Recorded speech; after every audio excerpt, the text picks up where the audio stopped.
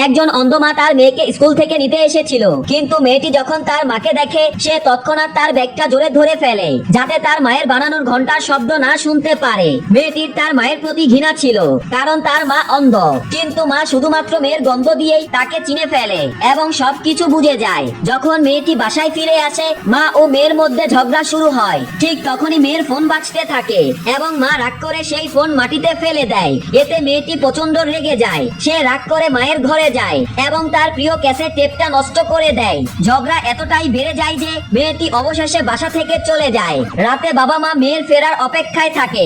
তারা সকাল পর্যন্ত অপেক্ষা করে। পরদিন বাবা স্কুলে ফোন করে মেয়ের খোঁজ নেয়, কিন্তু সেখানেও কোনো তথ্য পাওয়া যায় না। ঠিক তখনই বাবা রেডিওতে এক খবর শুনতে পায় যে পুলিশ একটি মৃতদেহ পেয়েছে। তারা সঙ্গে সঙ্গে থানায় ছুটে যায়। পুলিশ তাদের মৃতদেহটি শনাক্ত করতে বলে। মৃতদেহর দিকে যেতে যেতে মায়ের হাত কাঁপতে থাকে, কিন্তু তারা দেখে যে মৃতদেহের হাতে কোনো চিহ্ন নেই, অর্থাৎ এটা তাদের মেয়ে নয়। তাদের মেয়েটি এখনো নিখোঁজ। পরদিন মা আবার মেয়েকে খুঁজতে বের হয়, আর সেই সময় মেয়েটি তার বয়ফ্রেন্ডের সাথে ছিল।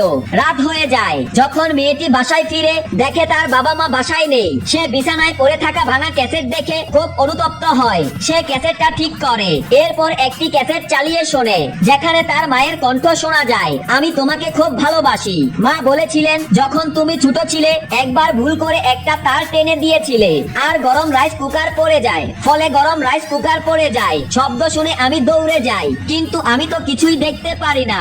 গরম ভাতে পা পড়ে আমি পড়ে যাই। তবু আমি শুধু তোমাকেই ভাবছিলাম। আমি তোমাকে হসপিটালে নিতে পেরেছিলাম। ভাগ্যক্রমে তোমার শুধু হাত পুড়েছিল, কিন্তু আমি নিজেকে দোষী মনে করেছিলাম। মা আরো বলে তোমাকে সহজে খুঁজে পেতে আমি তোমার জন্য একটা ঘন্টা তৈরি করেছিলাম। সব শুনে মেয়েটির চোখে পানি চলে আসে। সে সঙ্গে সঙ্গে বাহিরে বেরিয়ে যায় মা বাবাকে খুঁজতে। তখন জোরে বৃষ্টি হচ্ছিল, কিন্তু তার মা বাবা তখনও তাকে খুঁজছিল।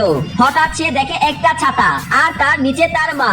মেয়েটি কান্না করতে করতে তার মার কাছে গিয়ে তাকে জড়িয়ে ধরে এবং ক্ষমা চায়। এজন্যই মা বাবার প্রতি কখনোই ঘৃণা পোষণ করা উচিত নয়।